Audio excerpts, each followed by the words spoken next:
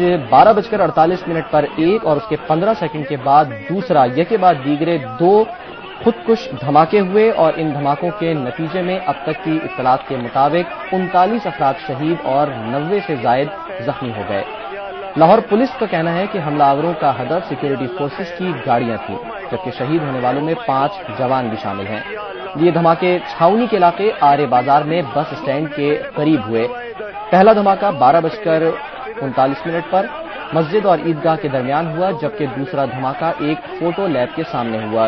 ये वो photo lab थी जिसमें मौजूद थे जियो दोस्त अदनान जमान, जो कि पहला धमाका सुनकर फौरी तौर पर बाहर आए और उन्होंने अपने मोबाइल फोन कैमरे को ऑन कर दिया। अभी वो कैमरा ऑन हुआ ही था कि 15 सेकंड गुजरते ही वहां पर दूसरा धमाका हुआ और ये दूसरा धमाका अदनान जमान के मोबाइल फोन कैमरे में हमेशा के लिए सेव हो गया।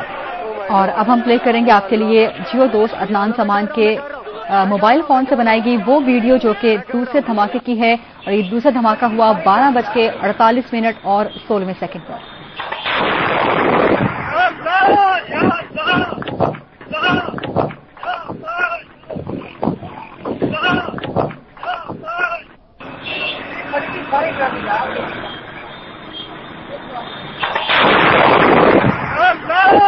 ये वो दूसरा धमाका था जो कि अदनान जमान के मोबाइल फोन कैमरे में सेव हुआ। जियो दोस्त उन्होंने हमें ये एक्सक्लूसिव फुटेज भेजी है, जिसमें आप देख सकते हैं और सुन सकते हैं कि किस तरह से ये धमाका हुआ और आग का शोला बुलंद हुआ।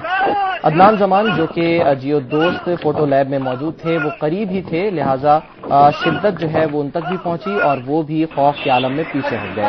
इसके बाद धमाके के इंतहाई शदीद क्योंकि नौबत थी, उसके नतीजे में करीबी इमारतें लरज उठी और उनके शीशे भी टूट गए। जख्मियों को सीएमएच समेत कई निजी और सरकारी अस्पतालों में पहुंचा दिया गया।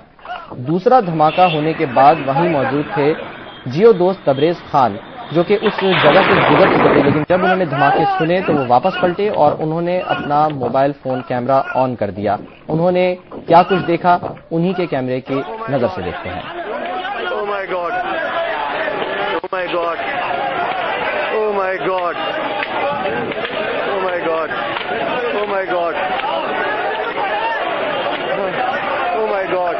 या अल्लाह, या अल्लाह, मैं कर रहा हूँ, मैं कर रहा हूँ, मैं कर रहा हूँ, मैं कर रहा हूँ, मैं कर रहा हूँ, मैं फोन कर रहा हूँ, मैं कर रहा हूँ, मैं मिला रहा हूँ।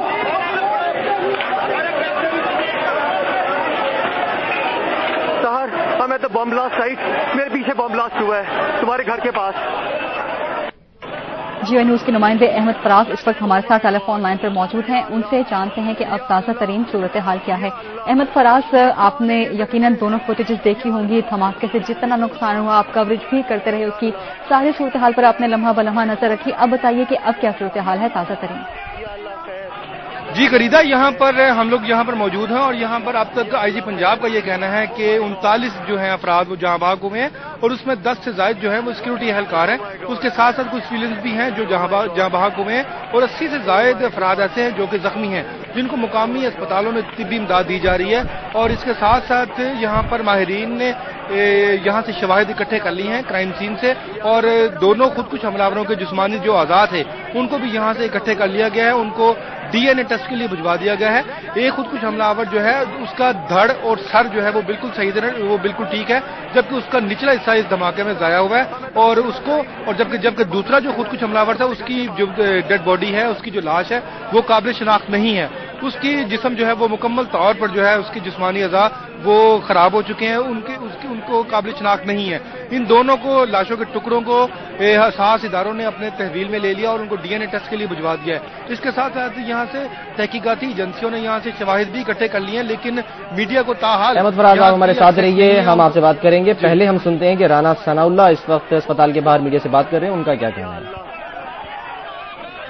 हमारी लॉ एनफोर्समेंट